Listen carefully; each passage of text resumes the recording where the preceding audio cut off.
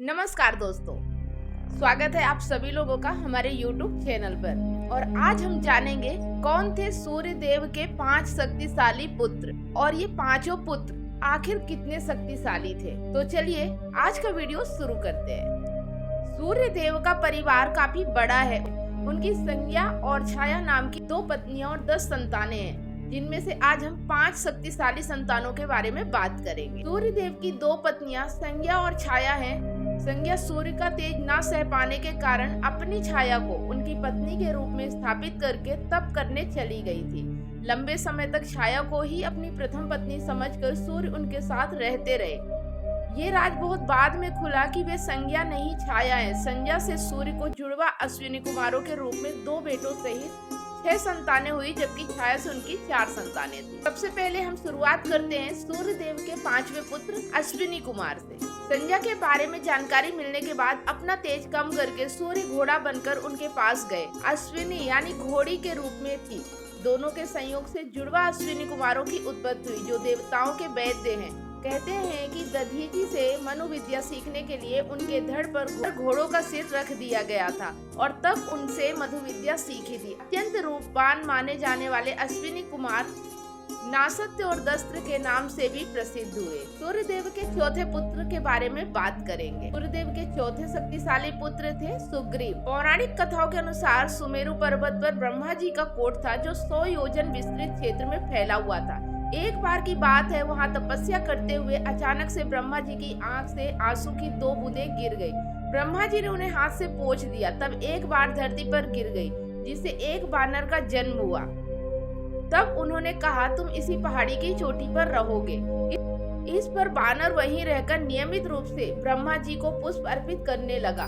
कई दिन बीत जाने के बाद एक दिन रीछ राज वहां से गुजरे। उन्हें बहुत तेज प्यास लगी, तो उन्होंने तालाब में झुककर पानी पीने का प्रयास किया। इस दौरान वहां उन्हें परछाई दिखाई दी, जिस पर उन्हें लगा कि कोई दुश्मन उन्हें मारने के लिए आ रहा है, तो वह तालाब में कूद गए। पर जब तालाब से बाहर निकले तो वह एक सुंदर खूबसूरत युवती में बदल चुके थे। इसी दौरान इंद्र और सूर्यदेव वहां से गुजर रहे थे। जिनकी नजर इस सुंदर स्त्री पर पड़ी तो वे दोनों मोहित हो गए। इस दौरान इंद्रदेव की मणि सुंदरी के पास जा गिरी, जिससे एक बानर का जन्म हुआ। क्योंकि बानर का जन्म युवती के बालों से हुआ था, इसलिए इसका नाम बाली पड़ा।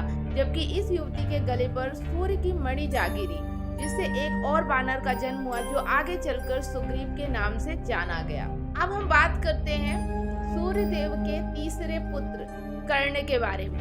कर्ण साहित्य काल महाभारत महाकाव्य के महानायक है। वेद व्यास द्वारा रचित महाभारत कर्ण और पांडवों के जीवन पर केंद्रित है। जीवन अंतत विचार जनक है। कर्ण महाभारत के सर्वश्रेष्ठ धनुर्धारियों में से एक थे।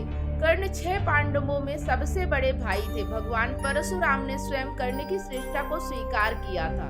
कर्ण की वास्तविक मां कुंती थी और कर्ण और उनके 6 भाइयों के धर्म पिता महाराज पांडु थे। कर्ण के वास्तविक पिता भगवान सूर्य थे। कर्ण का जन्म पांडु और कुंती के विवाह के पहले हुआ था।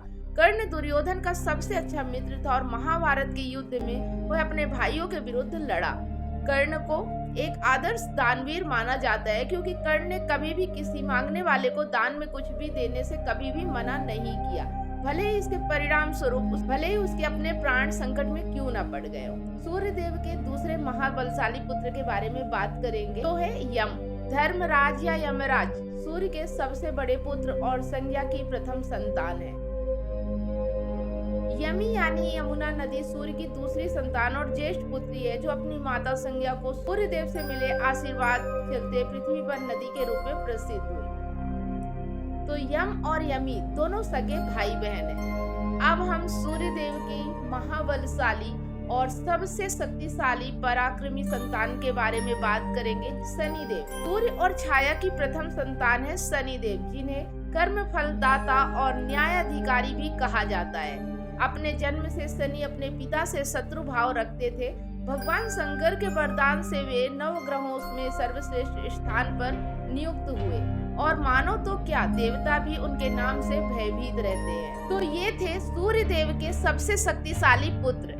इनमें से आपको सबसे शक्तिशाली कौन लगता है, कमेंट करके हमें जरूर बताएं। साथ ही कमेंट में जय सूर्यदेव लिखना बिल्कुल भी ना भूलें। वीडियो अच्छा लगा तो लाइक करें और अपने दोस्तों के साथ व्हाट्सएप फेसबुक में ज्यादा से ज्यादा शेयर करें।